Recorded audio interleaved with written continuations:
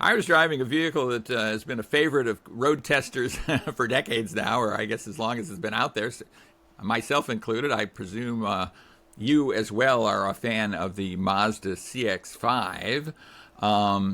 Many of the vehicles in this segment are grocery getters. They're perfectly utilitarian, but not all that fun. But the CX-5 has always kind of been spirited, fun to drive. And the question I had to ask when I was about to drive this one is it as much fun as it used to be? But before I answer that question, that's called the tease, Chris, and we're going to get back to that at the end of this. But I want to go through this lineup because in typical fashion, you and I talk about this all the time too. Mazda has like a bazillion different variations of the CX-5. Starting at well under $29,000, well, maybe not well under, but under $29,000, $28,770 for the 2.5S that has 170 horsepower, all-wheel drive, which is great. Big infotainment screen with the Mazda system and stuff like that. Then you can kind of go up to the Select at $30,000, and you get heated front seats and leatherette upholstery, dual zone climate control. Go up another $1,000 or so. There's the Preferred with a moonroof and power liftgate, leather seats. So that's we're getting there. 2.5S Carbon Edition is kind of the Zuti model, but with the lesser of the two engine choices. $32,000 and counting with Bose stereo. And then the Premium Plus is even zootier than that. And then you get to these turbo models that begin at $38,000 or so. It's like, yikes, this is a compact SUV. And so there it is. The vehicle I had was the 2.5 Carbon Turbo, priced at $39,455. It's certainly targeting drivers who want a sporty vehicle in addition to a practical vehicle. And it's, I think, kind of premium without, the premium name on it. But I think Mazda has a little bit of, premium zip versus, some of the other brands out there. What's your take on that? I think you're absolutely right. Mazda's not a premium brand, but they certainly are knocking on the door. And they do a good job of keeping the price. $39,000 for a compact SUV is what it is, but the prices aren't premium level prices just yet. Yeah. Well, here we have a turbocharged engine, a 2.5-liter four-cylinder turbocharged engine that produces 227 horsepower, 310 pound-feet of torque. 6-speed automatic transmission. It's interesting that Mazda has not gone to the 8 or 10-speed automatic route.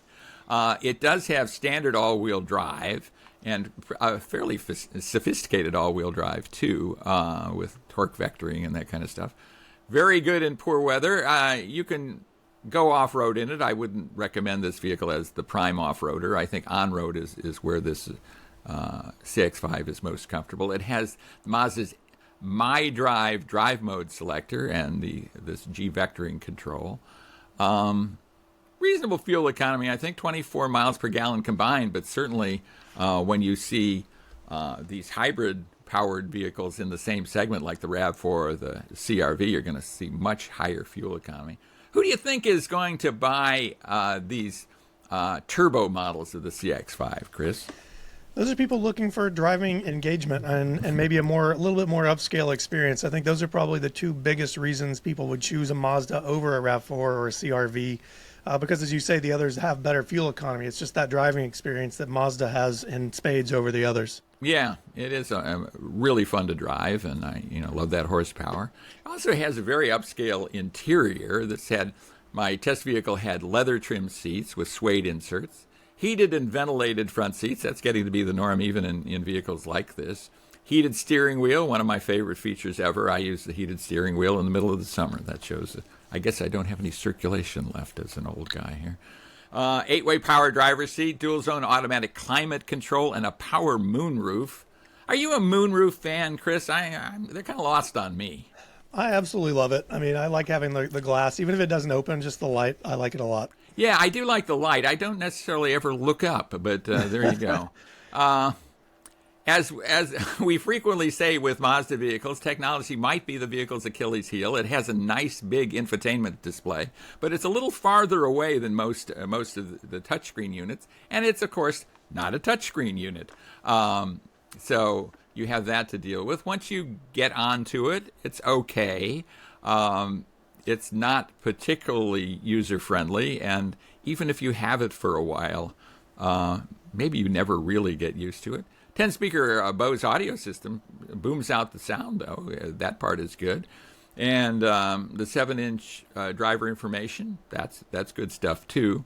And it has a round view monitor, so you can park it, and I can do that in front of my house without running into the fence, which is a good thing. Mazda throws a ton of safety equipment at you standard, and that's another thing to like, isn't it, Chris?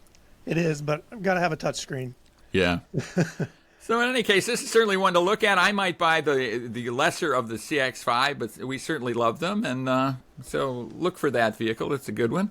And look for that Civic, though it sounds like a terrific value as well. When we come back, we'll have a special guest. Andrei Ravinovich is Senior Manager of Product Planning. And he talked to me about the Hyundai Ioniq 9 at a recent event. So stay with us for that, and we'll be right back.